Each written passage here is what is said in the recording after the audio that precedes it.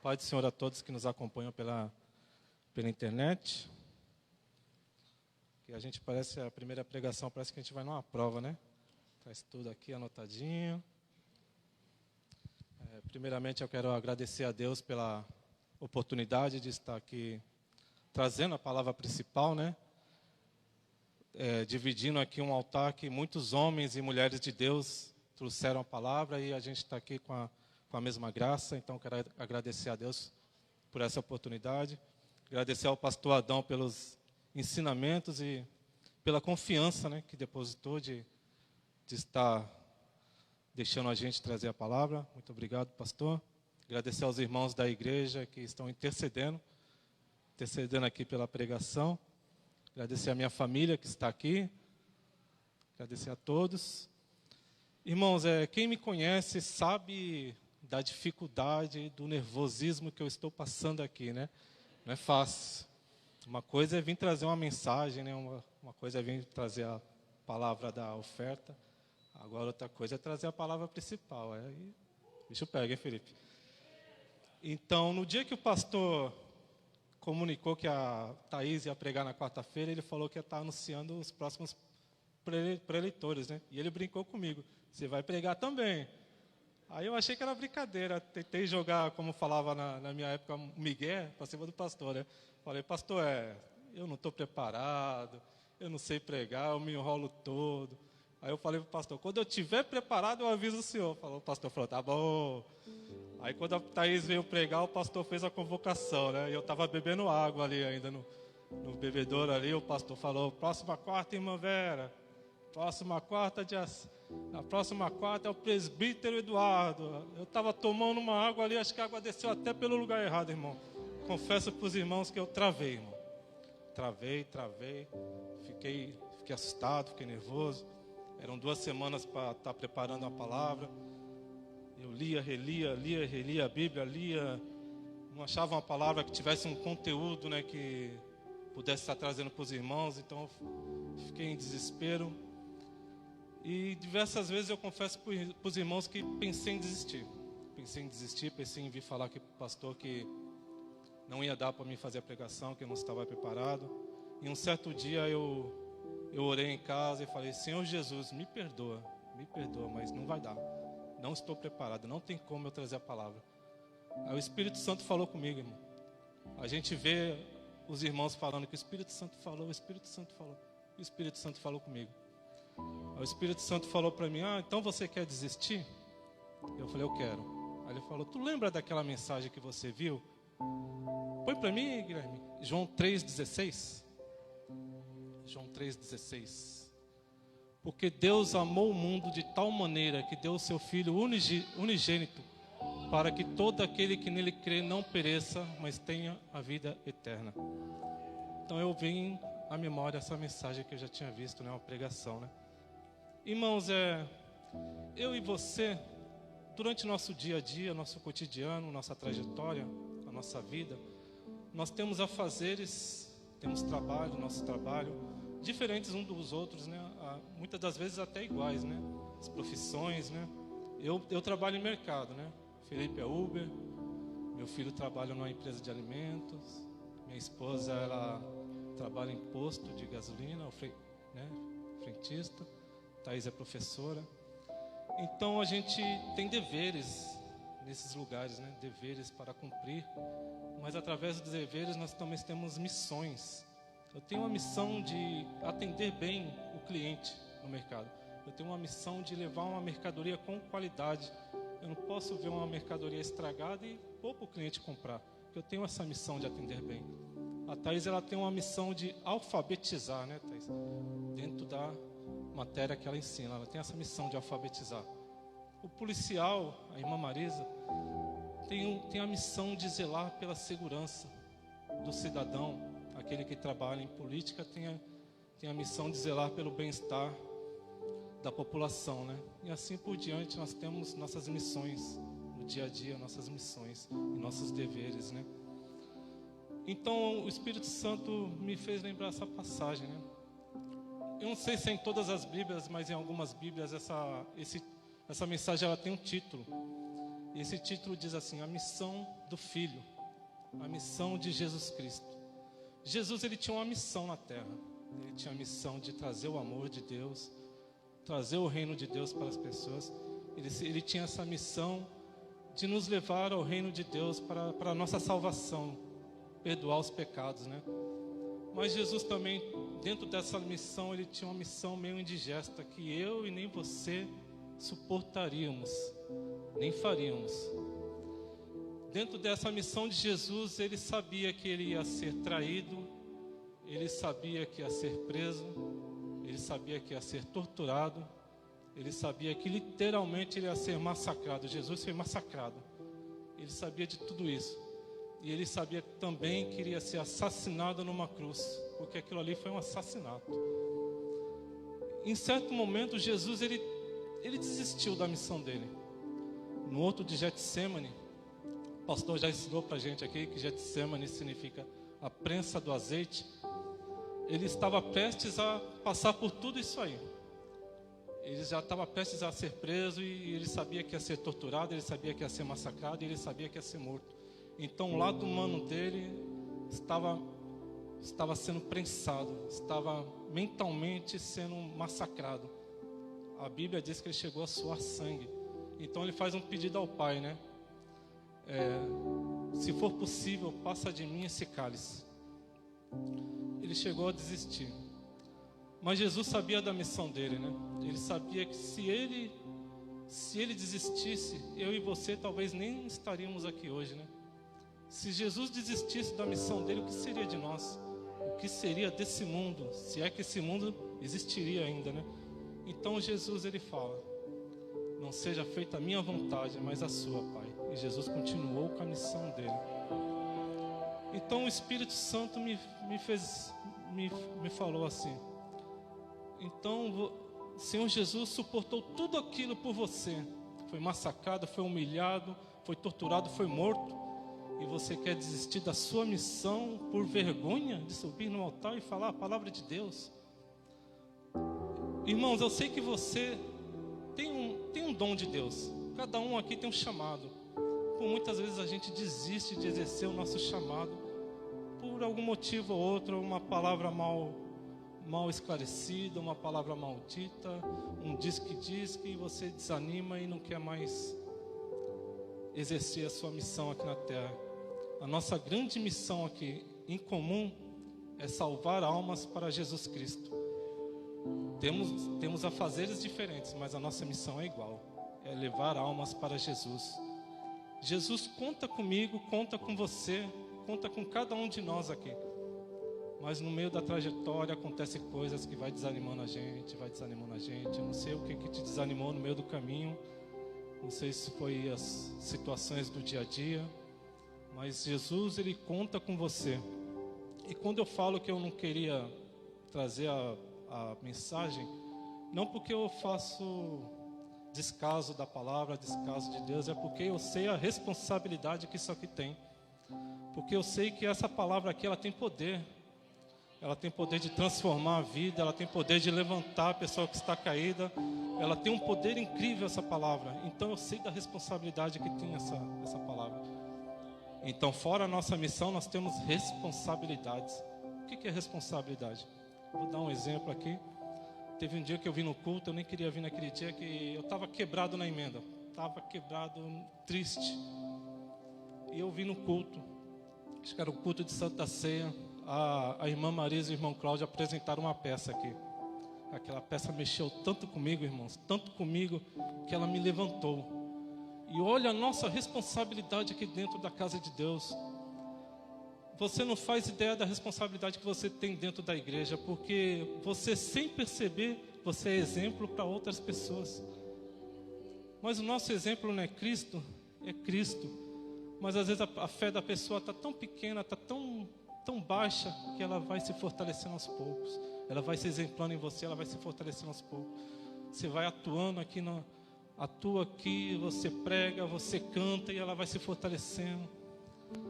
Eu fico percebendo aqui no culto de Santa Ceia, quando a banda de louvor vem tocar, quando tem bastante jovens, os jovens ficam olhando para a banda, eles ficam vidrados. É exemplo para eles. Aí quando a gente desiste, essa pessoa ela cai. A gente ainda tem força para se levantar, volta para a casa de Deus, mas aquela pessoa que estava se erguendo aos poucos, ela nunca mais, pode ser que nunca mais ela volte, né? Então, quero dizer para os irmãos, não desistam, irmãos, de exercer o seu chamado aqui nesta terra. Jesus conta comigo, conta com você, irmãos, amém? Bom, deixa eu parar de enrolar, eu estou parecendo o time do Corinthians ontem, enrolando para o tempo passar. Então vamos pregar a palavra, que está em Lucas 10, 25. Lucas 10, 25. E eis que se levantou um certo doutor da lei, tentando e dizendo: Mestre, que farei para herdar a vida eterna? E ele lhe disse: Que está escrito na lei? Como lês? E respondendo ele disse: Amarás ao Senhor teu Deus de todo o teu coração, de toda a tua alma e de todas as tuas forças, de todo o teu entendimento, e ao teu próximo como a ti mesmo. E disse-lhe: Respondeste bem, faze isso e viverás. Ele, porém, querendo justificar-se a si mesmo, disse a Jesus: E quem é o meu próximo? E respondendo Jesus disse: Descia um homem de Jerusalém para Jericó e caiu nas mãos dos salteadores, os quais os despojaram e, espancando-o, retiraram e deixando-o meio morto. E ocasionalmente descia pelo mesmo caminho um certo sacerdote, e vendo-o passou de largo. E de igual modo também um levita, chegando àquele lugar e vendo-o passou de largo. Mas um samaritano que ia de viagem chegou ao pé dele, e vendo-o moveu-se de íntima compaixão, e aproximando-se atou-lhe as feridas, aplicando-lhes azeite e vinho, e pondo-o sobre a sua cavalgadura, levou-o para uma estalagem e cuidou dele. E partindo o outro dia, tirou 2 dinheiros, e deu ao hospedeiro e disse-lhe: Cuida dele, e tudo o que mais gastares eu te pagarei quando voltar. Qual, pois, desses 3 te parece que foi próximo daquele que caiu nas mãos dos salteadores? E ele disse: O que usou de misericórdia para com ele. Disse, pois, Jesus: Vai e faze da mesma maneira. Amém, irmãos? Irmãos, eu queria falar sobre esse homem, o bom. A leitura ela leva um título, né? O bom samaritano. Quem foi esse bom samaritano? Será que foi uma pessoa realmente que existiu? Ou se realmente foi uma pessoa, um título que Jesus inventou, uma parábola, foi alguém inventado por Jesus, ou se realmente essa pessoa existiu. Bom, não sei se ela realmente existiu, mas essa história do bom samaritano, ela vem influenciando gerações e gerações, anos após anos, porque bom samaritano leva o título, é sinônimo de ajudar ao próximo, é sinônimo de amor ao próximo. Então essa história influenciou gerações, influencia até hoje. Amar ao próximo, né? Hospitais levam esse nome, instituições levam esse nome, né? Pela palavra do amor, né? O amor ao próximo. E Jesus, ele veio trazer, como eu já disse, Jesus veio trazer o amor, né? Jesus tinha essa missão na terra, né? Trazer o amor, levar o amor. Jesus, ele era tão amoroso que ele falava com as pessoas que ninguém falava na época, né? Ele falava com os necessitados, ele falava com os pedintes, falava com as prostitutas. Jesus perdoava os pecados. Então a fama de Jesus ia crescendo, né? Ia crescendo. As pessoas queriam conhecer Jesus. Mas do mesmo modo que a fama de Jesus ia crescendo, também ia crescendo o ódio por ele, dos homens da lei, dos religiosos da época, né? Porque os conceitos de Jesus não batiam com os conceitos dos religiosos da época, né? Porque Jesus curava no sábado e para eles era proibido curar no sábado. Então a fama de Jesus crescia e também crescia o ódio deles por Jesus. Então a parábola diz aqui, né, que o doutor da lei, ele foi até Jesus interrogá-lo, tentando-o na palavra. O doutor da lei, o que o doutor da lei queria? Ele queria tentar Jesus na palavra, como ele era conhecedor da palavra, ele queria que Jesus tropeçasse na palavra e usasse a própria palavra como ele. Queria incriminar Jesus com a própria palavra. E a palavra diz aqui, e quem era o doutor da lei, né? O doutor da lei eram pessoas que dedicavam a própria vida a estudar a lei. Eles liam as escrituras sagradas, eles sabiam de cor os textos bíblicos. o Antigo Testamento. Então ele era o expert na palavra. Então ele queria tentar Jesus na palavra, né? E fala que se levantou um doutor da lei tentando, dizendo: mestre, que farei para herdar a vida eterna? Então ele já quis tentar Jesus com uma pergunta, né? Para ver se como é que Jesus ia sair. Só que Jesus, como um bom judeu, né? Diz que judeu responde uma pergunta com outra pergunta. Então Jesus devolveu a batata quente para ele, né? E Jesus lhe disse: que está escrito na lei? Como lês? Então o doutor da lei se inflamou o peito, né? O doutor da lei sabe de tudo. Então ele falou tudo, né? Amarás ao Senhor teu Deus de todo o teu coração, de toda a tua alma, todas as tuas forças, todo o teu entendimento, e ao teu próximo como a ti mesmo. E Jesus falou: entendes bem da lei, né? Faze isto e viverás. Eu imagino aquele doutor da lei deve ter ficado com siri na lata, né? Deve ter ficado nervoso, né? Que Jesus pegou ele, né? Aí ele continuou tentando Jesus, né?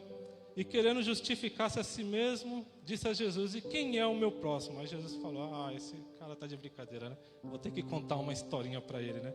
E respondeu Jesus. E aí Jesus foi contar a historinha para ele, né? Só que eu acho interessante aqui na palavra que Jesus quando fala do homem que descia de Jerusalém para Jericó e caiu nas mãos dos ladrões, dos salteadores, que bateram nele, despojaram dele, espancaram ele, deixaram ele meio morto, morrendo já na UTI, não tinha forças para se levantar, né? Jesus, ele usa dois personagens aqui que é para machucar o coração do doutor da lei. Ele usa um sacerdote e um levita, duas pessoas super religiosas que ajudavam no templo. Os sacerdotes eram representantes do povo. Eles eram mediador entre o povo e Deus. O povo não tinha acesso direto a Deus. Eles tinham que se seguir ao sacerdote. E os levitas eram os responsáveis para cuidar do templo e guiar o povo na adoração. E a palavra fala que os dois passaram de largo. Viram a pessoa caída, machucada, quase morrendo, mas não quiseram ajudar, passaram de largo. Aí Jesus vai tocar na ferida agora do doutor da lei. Por quê? Porque ele vai usar um personagem que tem inimizade com os judeus, né? Muitas falam que são inimigos, né? Ele vai usar um samaritano. Samaritanos, eles tinham inimizade entre os judeus. Eles leem os mesmos textos sagrados, adoram o mesmo Deus, só que para os judeus tem que adorar no templo de Jerusalém. E os samaritanos têm que adorar no Monte Gerizim, que é o Monte da Bênção. Um adora no monte, o outro adora no templo, mas adora o mesmo Deus. E são inimigos. E agora, né? Mas Jesus usa o samaritano para machucar mesmo o coração do doutor da lei, que é para ele poder pensar que quando você tem que ajudar o próximo, não importa se é seu inimigo ou não. Se tiver necessitado, tem que ajudar, né?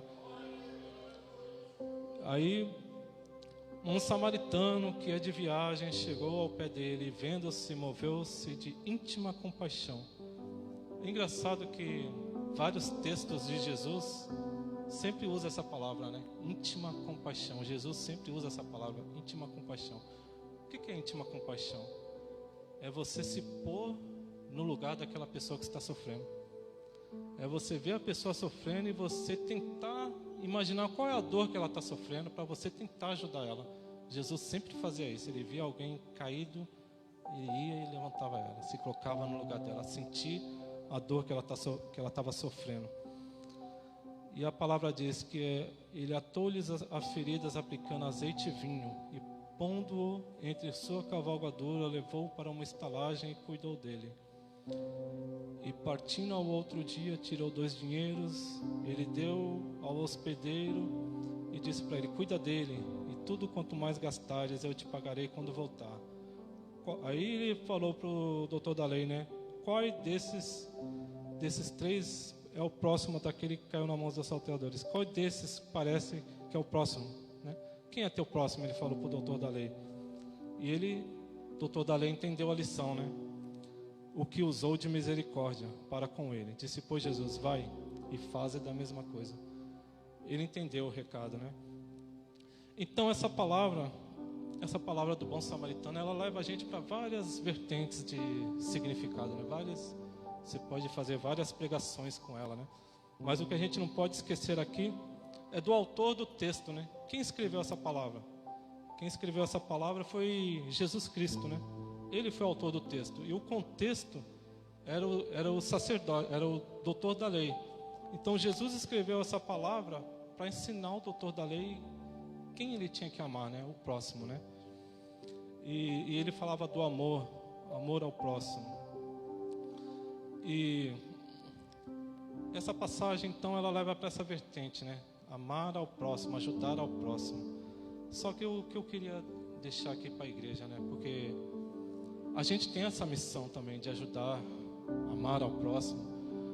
Mas tem certas situações, se teu irmão está precisando de um dinheiro e você tiver como ajudar, você ajuda. Se teu irmão está precisando de uma palavra, você souber, com sabedoria, você instrui o irmão, dá um conselho para o irmão. Se o teu irmão está precisando de um abraço, você abraça. Mas tem certas situações que, como é que você vai ajudar o teu irmão? Teu irmão recebe uma notícia de uma doença gravíssima, sem cura. O que você vai dizer para ele? Como é que se ajuda teu irmão numa situação dessa? Alguém aqui já deve ter passado por alguma situação dessa, ou conhece alguém que já passou. Se você recebe uma notícia, você tem um ente querido com uma doença terminal, os médicos chamam essa pessoa para o hospital e falam: leva para casa, para a família se despedir dele em casa, porque aqui não tem mais o que fazer. Tantos dias vai morrer. O que você fala para um irmão desse? Qual é a ajuda que você vai falar? Palavras não vão ajudar. Às vezes você vai querer falar, você vai atrapalhar, né? Ou então você usa aquela famosa frase, né? Deus sabe de todas as coisas. Só atrapalha. Uma pessoa com síndrome de pânico, uma pessoa com uma depressão profunda, o que você vai falar para essa pessoa? Por mais palavras bonitas que você possa falar, você não consegue ajudar. Essa pessoa com depressão profunda, ela se isola num mundo escuro. E você tenta falar, não adianta, você não consegue ajudar. A pessoa, ela entra no mundo escuro, ela se corta, ela se mutila para poder amenizar a dor, ela se tranca. E você tenta falar palavras de Deus, você tenta falar a palavra da Bíblia, mas não adianta, é um mundo que a gente não conhece. Por que eu quero falar isso para você? Porque tem dores que não são visíveis, tem dores que doem na alma. E a dor na alma você não consegue ajudar, irmão. Você não consegue ajudar. Tem certas dores nas nossas vidas que nos abatem, deixam a gente caído. Nós somos seres humanos, ninguém aqui é super-homem, ninguém aqui é Mulher Maravilha, ninguém aqui é super-herói. Às vezes a pressão do dia a dia, a pressão do trabalho, a pressão dentro de casa, problema dentro de casa, problema do mundo, te sufocam e você não aguenta. Ou você vai para um canto chorar para ninguém ver, ou muitas vezes você fica num canto quieto. Eu costumo ficar bem quietinho na minha, mas por dentro eu estou chorando. Tem certas pessoas que você olha para a pessoa por fora, ela está forte, que nem uma pedra, e do nada você vê ela chorando e você fala: por que você está chorando? Ela não sabe explicar, é a pressão que vem, a pressão do mundo vem, e essa pessoa, ela desaba, porque ninguém suporta. Nós somos seres humanos. Então tem certas dores, tem certas situações na nossa vida. Só Jesus Cristo, irmãos. Só Jesus Cristo para levantar, só Jesus Cristo para curar as feridas, só Jesus Cristo para animar aquela pessoa da depressão, para mostrar para ela que Ele é vida, e vida em abundância. Então eu queria levar os irmãos para esta outra vertente da palavra, que eu queria levar para essa outra vertente da palavra, onde esse homem que descia de Jerusalém para Jericó somos nós. Descia de Jericó, somos nós no dia a dia, no nosso caminho, nossa vida, somos nosso cotidiano, somos nós. Os salteadores, os ladrões, são as aflições do mundo que aparecem dia a dia, são as dores do mundo.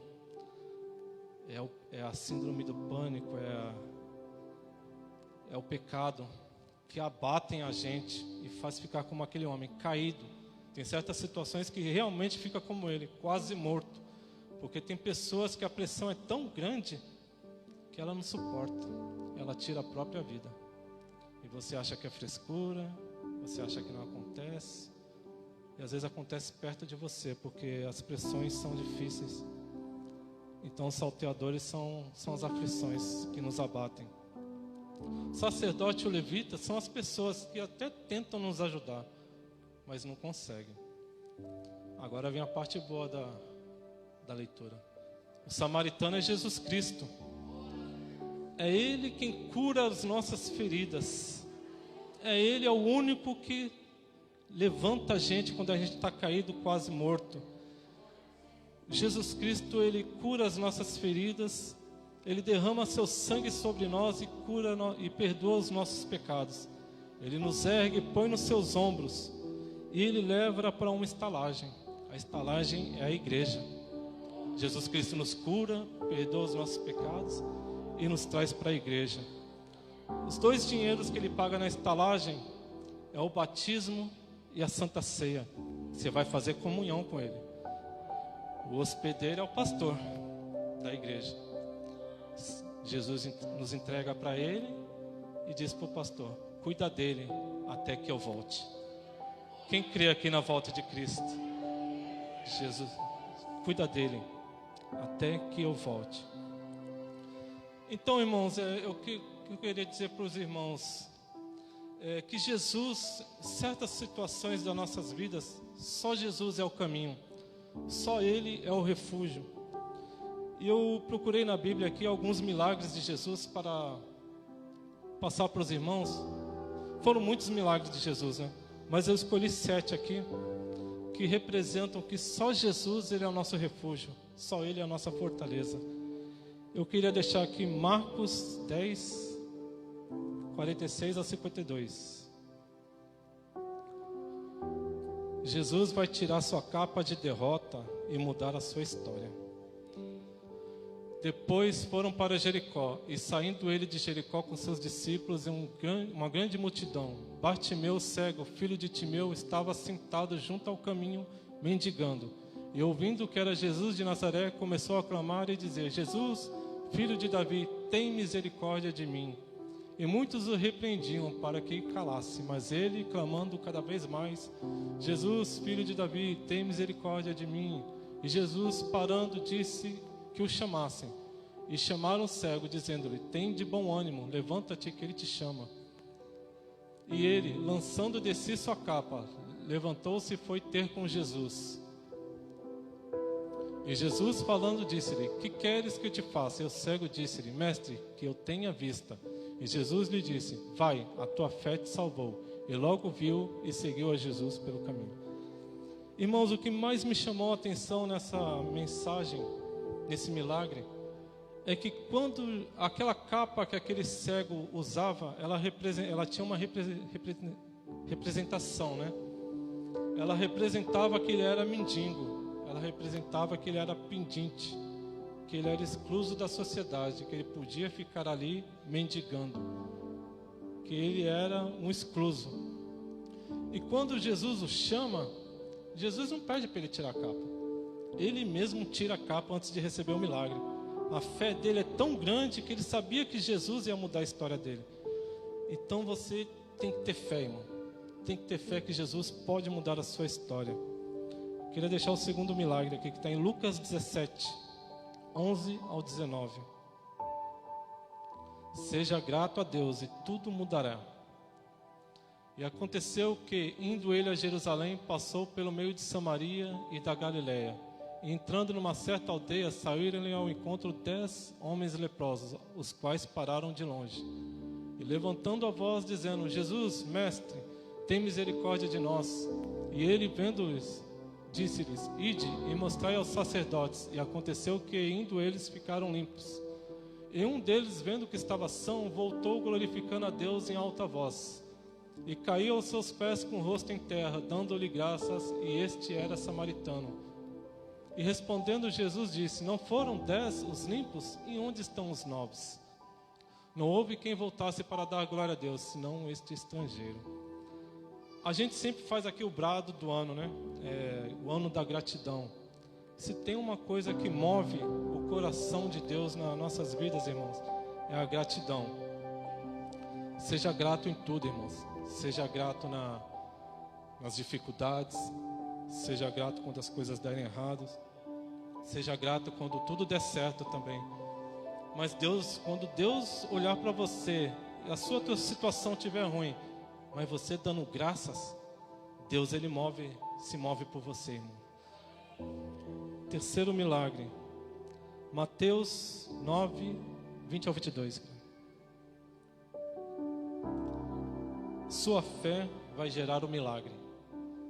E eis que uma mulher que havia já 12 anos padecia de um fluxo de sangue, chegando por trás dela, tocou a orla de sua veste, porque dizia consigo: se tão somente tocar a sua veste, ficarei sã. E Jesus, voltando-se, vendo-a, disse: tem ânimo, filha, a tua fé te salvou. E imediatamente a mulher ficou sã. Que milagre extraordinário, né, irmãos? A fé daquela mulher de só tocar na orla de Jesus, ficou sã, o sangue se estancou. É a fé dela gerou o milagre. A minha cunhada está aí, a Val. Muitos aqui devem conhecer o primo do Dudu, o Nicolas.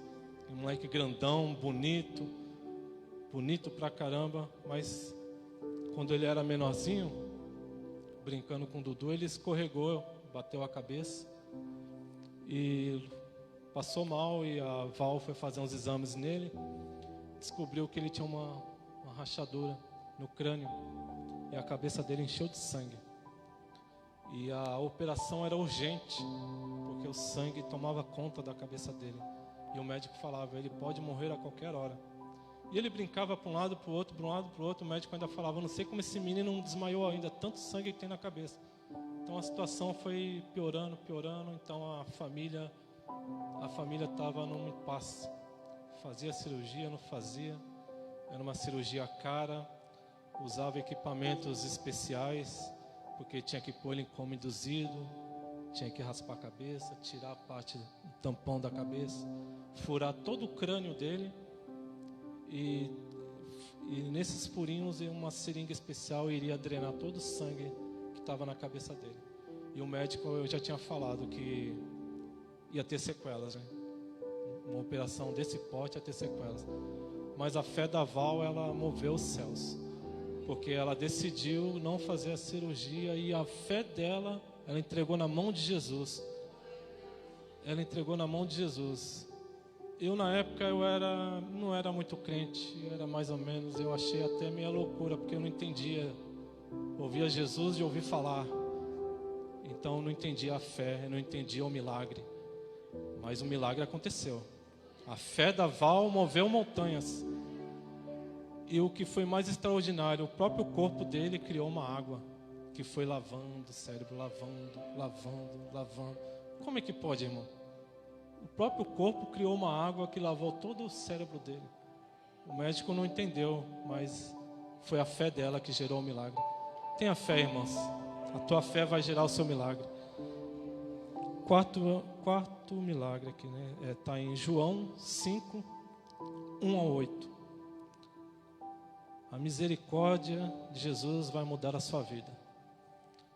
Depois disso, havia uma festa entre os judeus e Jesus subiu a Jerusalém.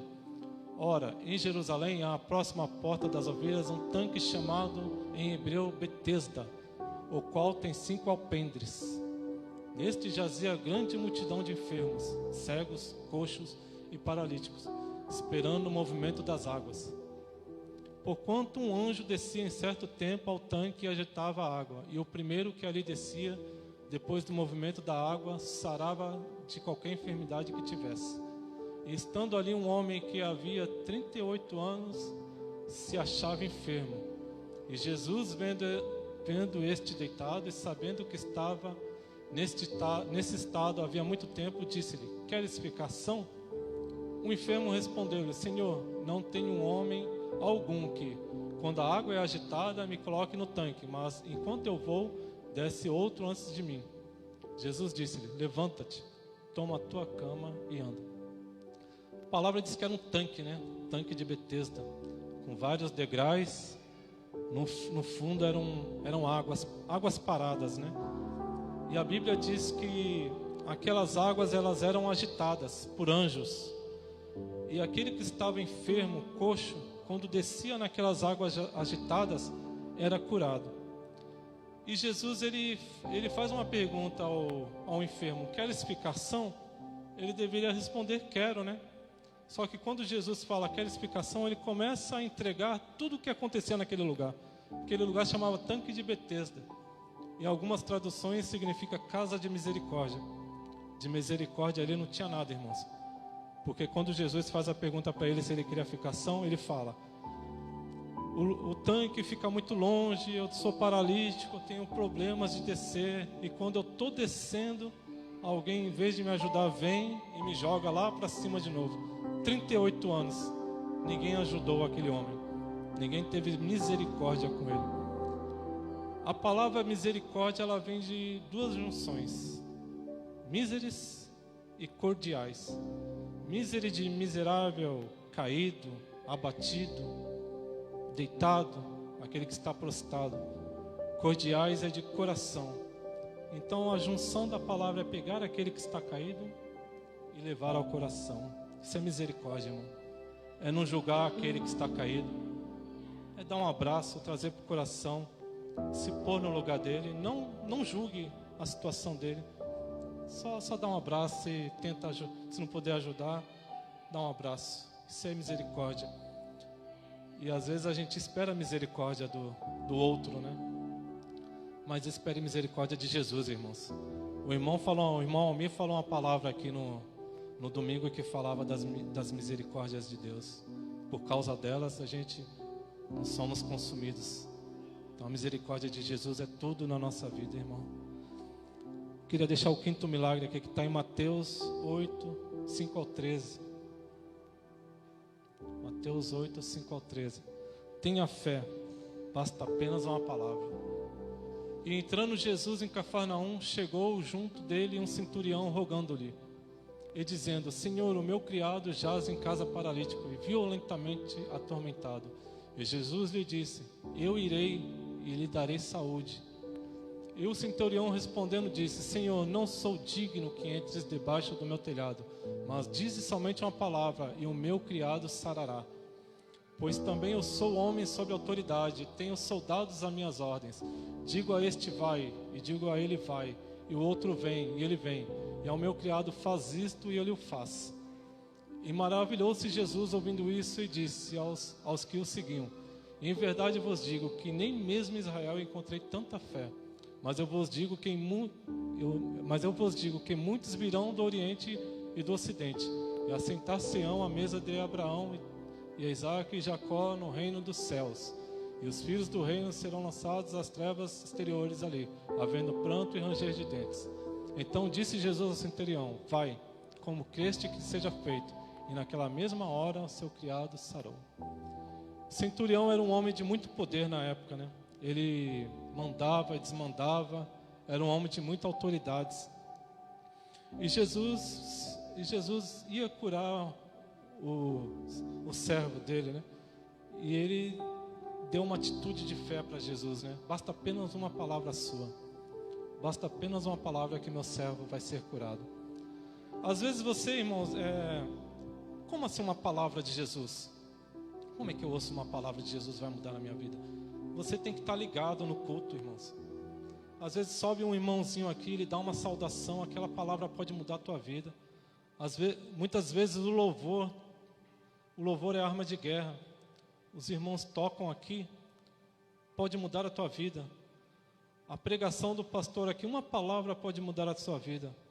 Uma vez o pastor estava pregando aqui, estava eu e minha esposa ali no fundo, e o pastor falava, não sei se era de Salmos, que ele falava: o anjo do Senhor acampa ao redor do que os temem.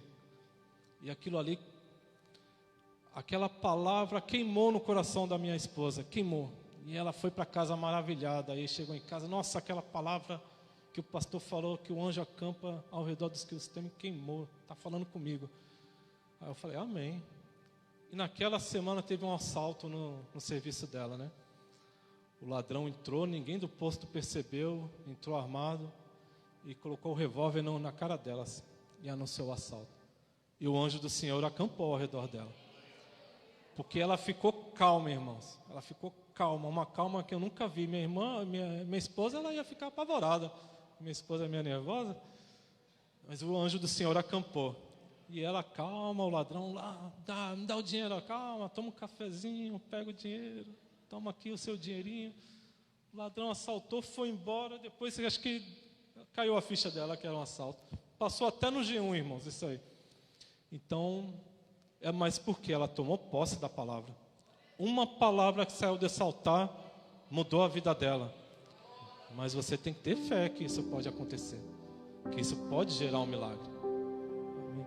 Sexto milagre, irmãos. Não vou me demorar muito aqui.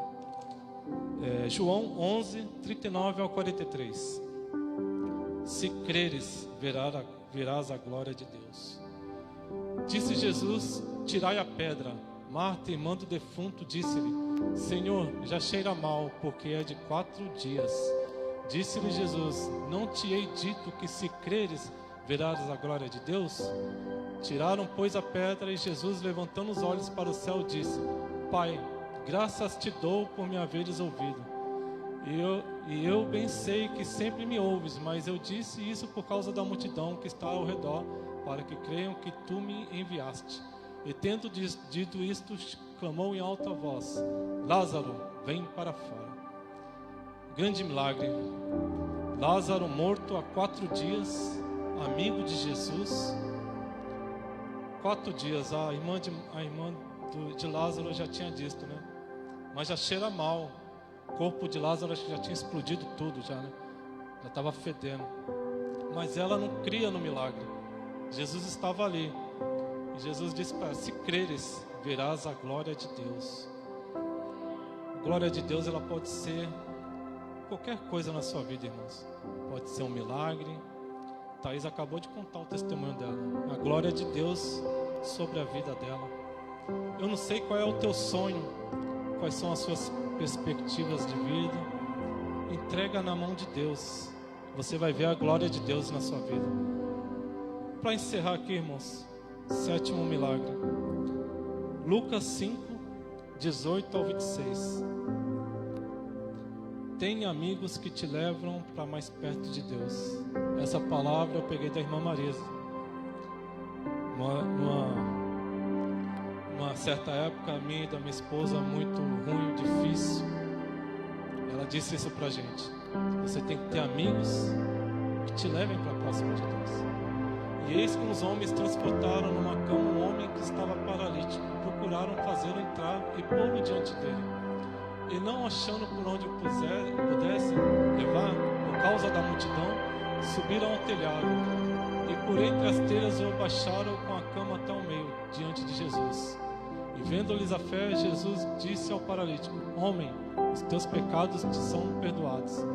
E os escribas e os fariseus começaram a razoar, dizendo, quem é este que diz blasfêmias? Quem pode perdoar pecados senão Deus? E Jesus, porém, conhecendo seus pensamentos, respondeu e disse-lhes, que arrazoais em vossos corações. Qual é mais fácil dizer, os teus pecados te são perdoados, ou dizer, levanta e anda? Ora, para que saibais que o Filho do Homem tem sobre a terra o poder de perdoar pecados, disse ao paralítico, eu te digo, levanta-te, toma a tua cama e vai para a tua casa. Jesus estava pregando numa casa, e aquele paralítico, os amigos dele sabiam que não podiam fazer nada por ele.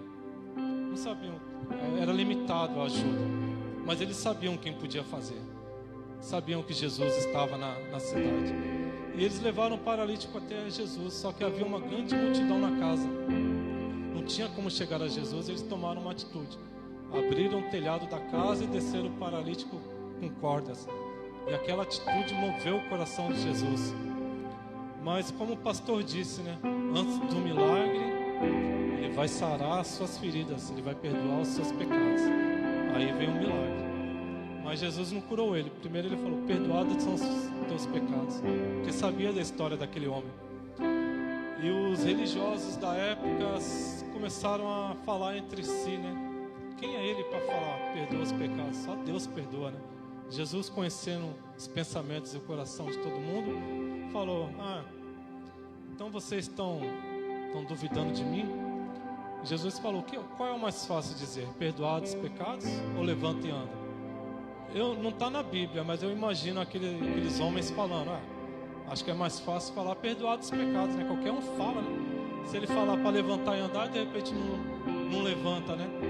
Aí Jesus fala: então, para provar que o Filho do Homem tem poder na terra de perdoar os pecados, então levanta e anda. Aquele paralítico levantou e andou. Amém, irmãos? O que eu quero deixar para a igreja aqui: Jesus é a sua única salvação, irmãos. Você vai passar por certas situações na sua vida que você vai ficar como aquele homem que descia de Jericó. Vai ficar abatido, caído, triste. Os amigos vão tentar te ajudar, mas você tem que ter a consciência que só Jesus é na sua vida. Só Ele pode perdoar pecados. Ele pode curar as suas feridas mais intensas. Às vezes a gente passa por certas situações, a gente é curado, mas às vezes dá um clique e essa dor volta. Jesus hoje está aqui para curar, irmãos. Curar aquela dor que não é visível, aquela dor que é